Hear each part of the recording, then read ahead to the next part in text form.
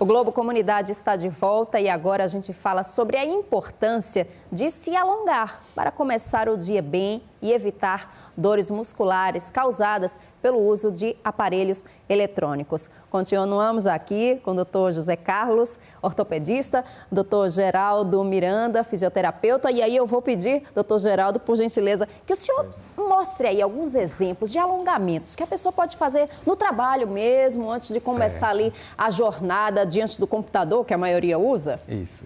Nós temos exercícios que a gente chama de exercícios preparatórios para a jornada de trabalho. Temos exercícios compensatórios que são muito relevantes, quebram um ciclo de contração muscular importante e de relaxamento ao final, que é algo também significativo para evitar lesões. Vamos falar um pouquinho de cada? Nós temos, por exemplo, em uso de tablets, de computadores com muita flexão de cabeça. É importante salientar o quê? Que quando a gente executa um grupo muscular em contração por um período longo, é importante que a gente faça um movimento contrário, um movimento antagônico, para que a gente possa obter o alongamento satisfatório. Então quem está ali usando o computador, qual seria o movimento então, no indicado? computador, se porventura precisar de flexão, nós vamos segurar um pouquinho a extensão. Cuidado para o tronco não ir para trás, para poder minimizar esse alongamento, não é o objetivo.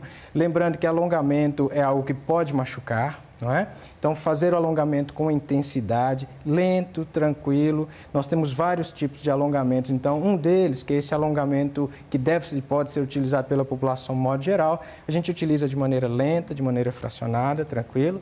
Temos alongamentos, por exemplo, para os extensores e flexores de punho. Como tem um cuidado importante.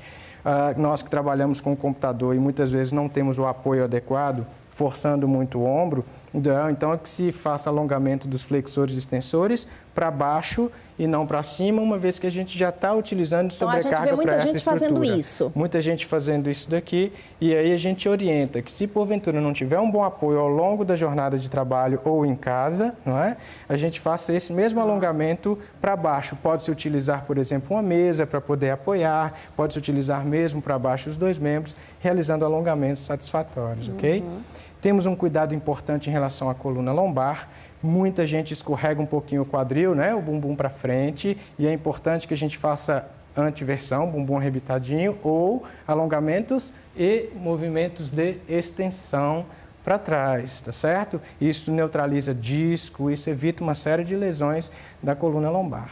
Isso facilita também o trabalho de um ortopedista, doutor? Facilita, com certeza. Você vai minimizar esse tipo de lesões que podem acontecer.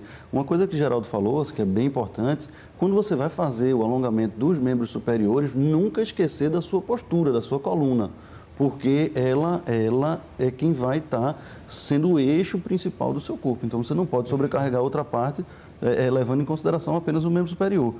E nisso, quando você vai fazer os alongamentos também, você tem que ver o tempo que você vai fazer. Você não precisa pegar e ficar 1 minuto alongando. Você chegou, vai, conta até 15 segundos, 20 segundos de alongamento, já torna o suficiente. E com que frequência, Perfeito. doutor Geraldo? Faz aí por esse tempinho, mas dali a quanto tempo é necessário fazer de novo? Existem alguns estudos científicos relevantes em relação à absorção de um melhor alongamento quando realizado de 20 a 30 segundos. Isso é um alongamento convencional. Nós temos, como eu disse, várias formas de se alongar, vários tipos de alongamento, mas esse convencional, em termos de 20 a 30 segundos, é bastante satisfatório, ok? Agora, e atividade física, independentemente desses alongamentos aí antes e durante o trabalho, qual a importância disso também para o corpo estar ali pronto para suportar toda a carga de trabalho? Com certeza é fundamental. Nós temos aspectos a serem observados, principalmente durante uma jornada de trabalho.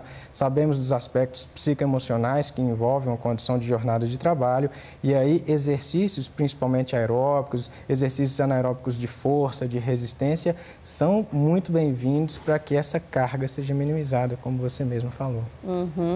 Em relação a essas atividades físicas, normalmente, você fala da parte mais de fortalecimento, os mais indicados hoje em dia, você pode fazer exercícios da própria musculação na academia, exercícios funcionais, o pilates é muito interessante, hidroginástica também, para as pessoas com mais dificuldade, com algumas dores crônicas, a hidro é muito interessante para eles fazerem.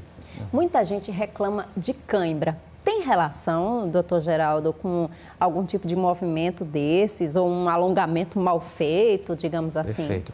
Bem, a cãibra a gente entende como uma fadiga, uma falta de oxigênio e a gente não observa muito na condição laborativa, exceto por um desfavorecimento ergonômico, onde há uma sobrecarga muito grande dessas estruturas, aí a gente pode até observar cãibras, mas não é algo fisiológico de um comportamento que a gente vê muito ao longo das jornadas de trabalho. Doutor José Carlos, a gente pode dizer que esse tipo de problema tem cura? Ou quem tem problema de coluna, nos ossos, nas articulações, é coisa que geralmente sofre grande parte do tempo da vida com isso? Tem cura, certo? Muitas vezes é um problema crônico, de cura até complicada. Mas existe cura para isso daí. Seja um tratamento mais simples, como você fazer o seu próprio alongamento, melhorar a sua postura e melhorar, como terminar numa necessidade cirúrgica. Porém, a grande maioria desses tem cura. Mesmo você está pensando numa hérnia cervical, que 90% das vezes o tratamento é conservador, mas tem aqueles 10% que com a cirurgia também se resolve. Então, a cura há. Agora, há os vários graus que a partir daí você vai ver o que é que poderá ser feito. E a fisioterapia, doutor Perfeito. Geraldo, é uma coisa que é bom se manter por grande parte da vida? Nós temos uma linha de fisioterapia preventiva, que é muito importante. Aqui no Brasil não é dada a devida importância. Antes que o problema apareça, né? Sem dúvida alguma, que é o mais recomendado. Nós temos uma linha de reeducação postural global, de RPG, uma linha de pilates terapêutico, muito bem colocado pelo Dr. Zé Carlos. A água favorece bastante, como foi dito. Então, assim, a gente recomenda, até nas próprias empresas, que se monte laboratórios preventivos para que não se estabeleça a doença, porque depois realmente fica bem mais difícil. A gente pode falar em algum alimento recomendado?